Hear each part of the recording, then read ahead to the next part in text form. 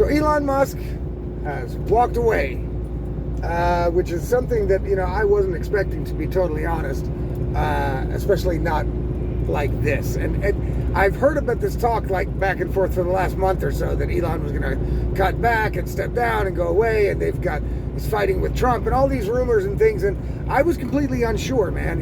I thought, look, I couldn't imagine anything that would be a problem between Trump and Elon. I didn't think that was what it was about, but now I kind of get it. So yes, Elon is stepping away from Doge, going back to his businesses, which are also extremely important. And I guess that there's rumors, or somebody said, that he still is going to remain like an advisor to the president in some capacity. Whether he is or isn't is besides the point at this point, because apparently no matter how good of an advisor you are, if Congress needs to act in order to make your advice into actionable things, then it doesn't really do anything. Then that's basically, a no-show job. You know what I mean? Because it doesn't make any sense, right? I think if you're advising Trump, and Trump can do things, he will. You know what I mean? Because he's shown he would, right? But when it's up to Congress, boy, it doesn't look good. You know what I mean? It doesn't look good. And I think that's part of the reason why Elon is now backing off of Doge, which is a sad thing. You know what I mean? It's a sad thing. And look, I get it. The loyalists and the 100%ers out there are going to say, yeah, but Elon's term, he's only got a limit of 130 days and blah, blah, blah. Yeah, I get that. But if it was only that, right? If it was only that, Elon would have gone out in a different style than he did, let's be honest. It would have been more like, everything would have been cool. He wouldn't have this much criticism of Congress, and that actually the new spending bill is bullshit. And you know what I mean? He wouldn't be saying on X, as an answer to somebody complaining about what Doge didn't accomplish, his answer wouldn't have been, I tried my best. So I get it. Basically what's happened here is Elon and Doge were put together. It was hyped up like crazy. They went in like a fucking bull in a china shop, kicked down the doors, got the fraud, waste, and abuse, found mega cuts to be made. They did really good work. And so I was thinking, which is kind of stupid of me, I guess. I was thinking, okay, awesome. Awesome. Fucking Doge is the shit. We need one of those in Germany here. Doge is awesome. Let's go. People are getting... I know that things were getting contested in court, but they were winning. USAID is closed down. And now...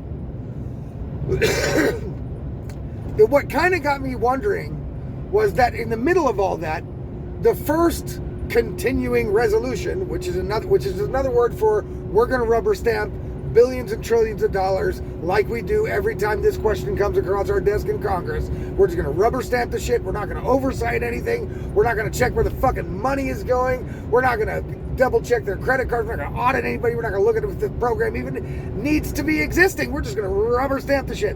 And that's what they did again, right in the middle of Doge going full haywire, right? Full haywire. So guys, it's Monday. It's Monday the 2nd of June, summertime. Fucking A, love summertime.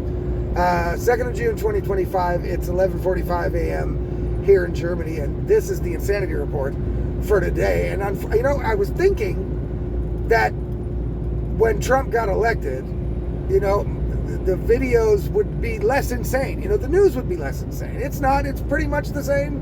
You know what I'm saying? It's still crazy.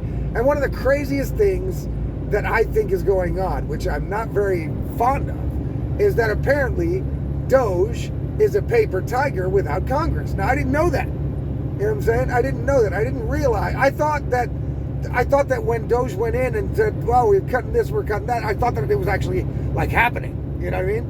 But apparently they don't have any cutting power. Okay? So only Congress has that power. Power of the purse. We've talked about this a billion times. So, okay, power of the purse. So what? So now Doge recommends a bunch of things, fraud, waste, and abuse, things that can go, things that can be cut. And what does Congress do right as they're busy doing that is they rubber stamp another appropriations bill. So when that happened, I was thinking, okay, wait a second. This seems like contradictory to one another.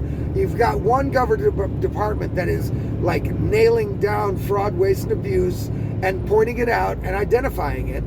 And then another part of the government that is supposed to be on the same team here and purports to believe in the same things, they just go, oh, that's great, but we're going to just rubber stamp this shit. You know what I'm saying? And I'm like, well, shouldn't they be going, okay, well, let's start taking a look at where the money's going, if we need to continue to give money to it or not. Let's start, picking this shit apart and looking at it with a critical eye. No, they just rubber stamp the shit. And I was like, well, that seems weird.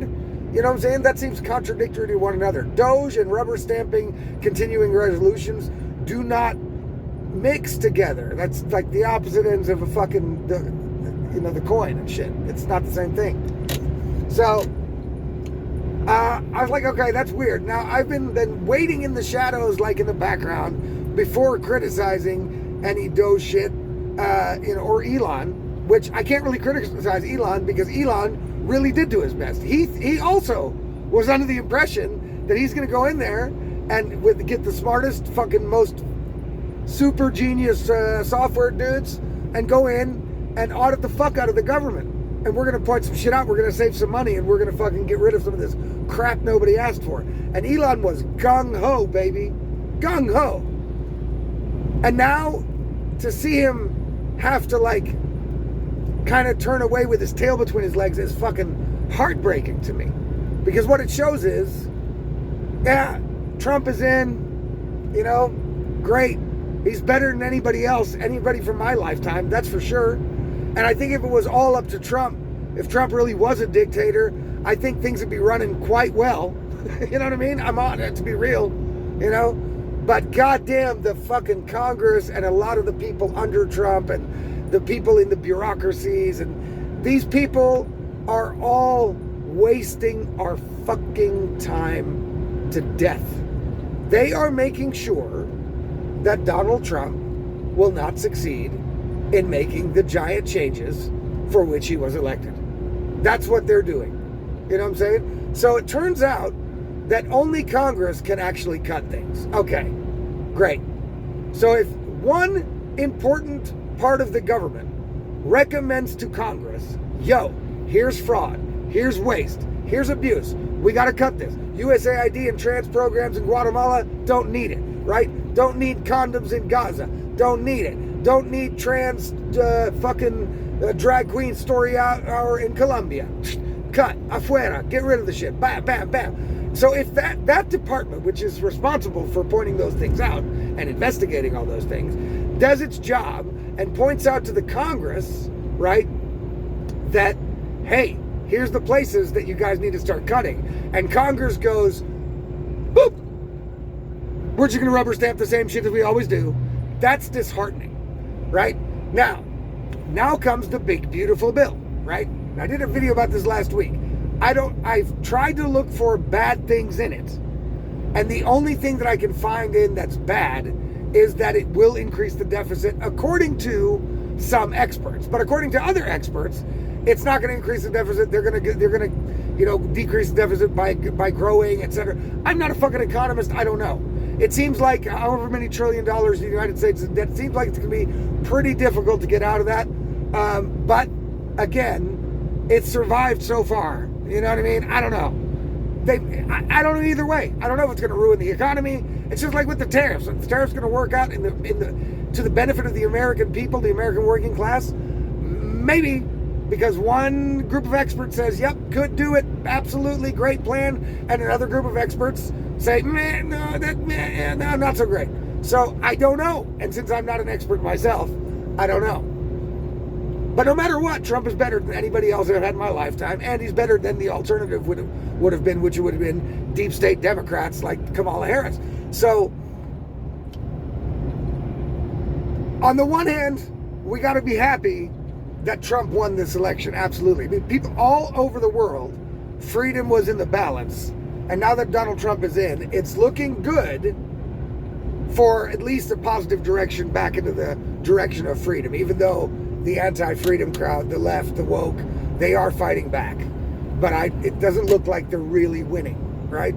So, overall, Trump's election has so far been a great thing, right? Overall.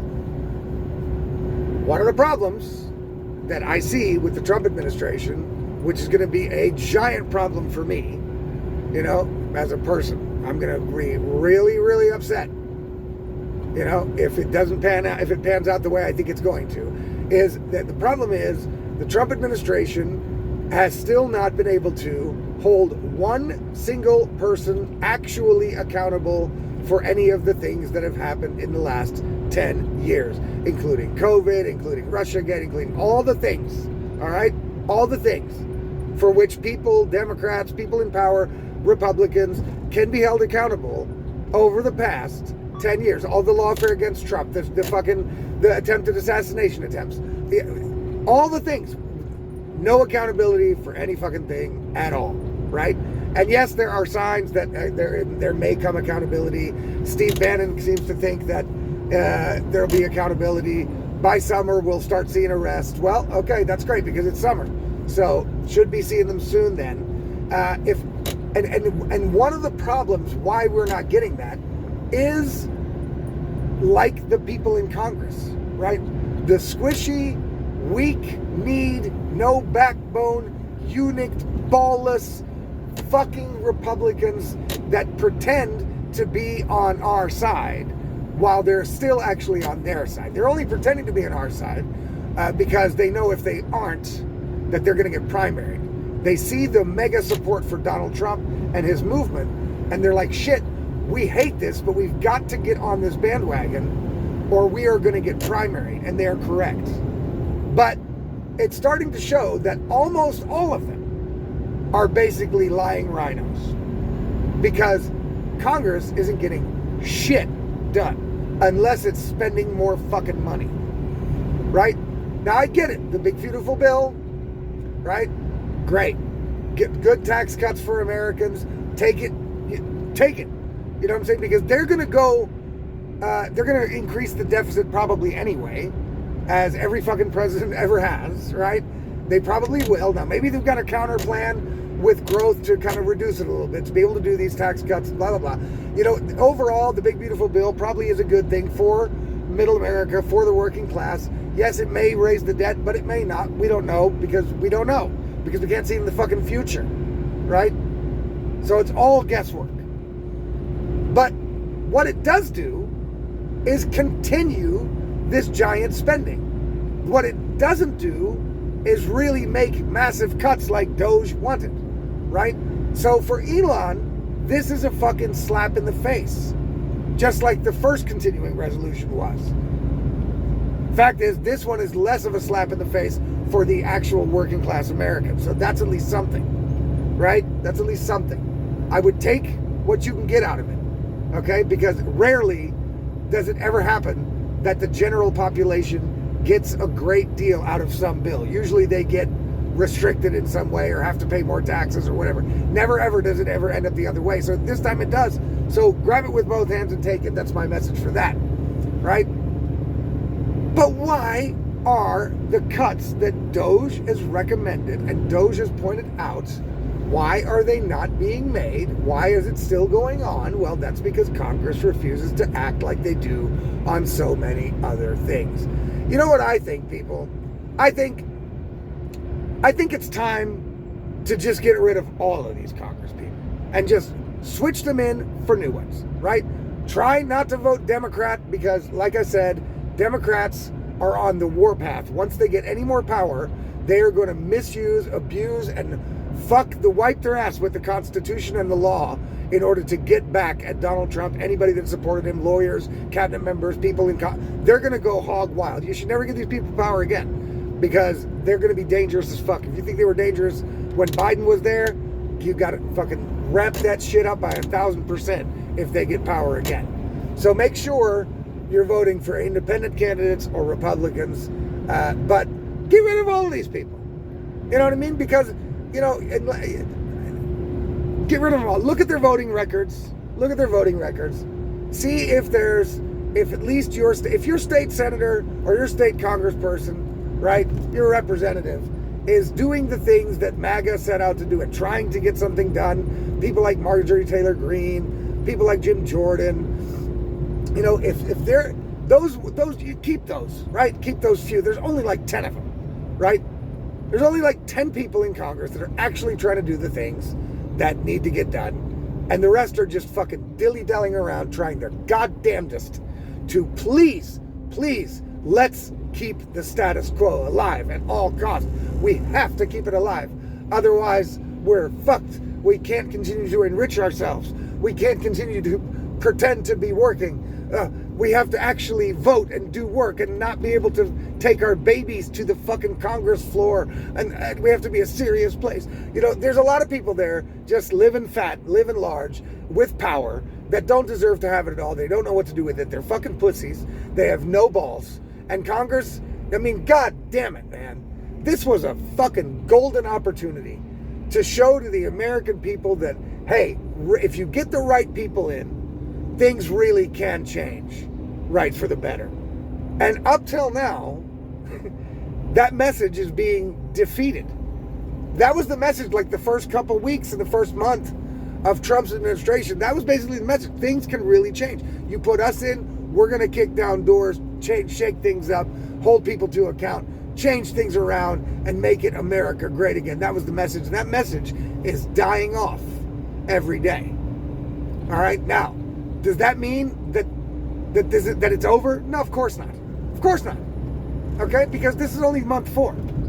We still got 3.5 years where all kinds of shit can happen in that time, right? 3.5 years in politics is, you know, fucking A, so much shit can happen, it's unbelievable. But right now, it seems to be in like a lull phase, right? It's in a lull phase. It's kind of like they came in strong, they kicked it in, they fucking shook shit up, and now they're kind of like tapering off. And we're waiting for accountability on all fronts, right? Criminal accountability for those that can be criminally held to account. We're waiting for accountability when it comes to the spending and things being actually cut, which, look, if it's really only, if Congress is the only one that can do it, then that's it. You know what I'm saying? Then that part is dead. I think that's my opinion, right? If Doge cuts are dependent on Congress acting to do them, Doge was a waste of time, and it's dead then. Okay, that's my opinion about it. That's how I look at it. It's dead. So, but there are still the DOJ is still alive, FBI is still like hanging on by a thread. You know, Kash Patel and Dan Bongino are, you know, giving each other CPR, trying to stay alive in this, you know, battle of what do we tell these people to let them think we're going to hold somebody accountable anytime soon, because they're like starting to come to the gates with pitchforks, like, you know what I mean? God. But there's still a chance, right? And like I said, I think if it were up to Trump, see, Trump, anything that he can do on his own with like executive order and shit, he's done it. Even things that he might not be able to do on his own, he's tried to do it. And so he is not a failure at all. He is on mission, on point himself, you know? But boy, oh boy, does he need to get a huddle together and talk to the whole team and say, yo, people, what the fuck's going on here, right? What the fuck's going on here? It's making him look bad. Can't have that, right? Because I don't want to lose faith in Trump or the administration or anything, but there are, when it comes to the accountability, no matter if it's fiscal accountability or criminal accountability or just accountability with people getting thrown out of their positions or having to step down or being removed from their positions, anything, you know what I'm saying? But it's all still in the works apparently, so we will see. It has been now almost 4.5 months. We still have no accountability from the Trump administration, unfortunately. Although, as I said, do remember, please, do remember, overall, the Trump administration has been a good thing thus far. But there is room for improvement when it comes to accountability. All around. Straight up. All right, guys. That's what I got for you today. Have a great day. We'll see you tomorrow.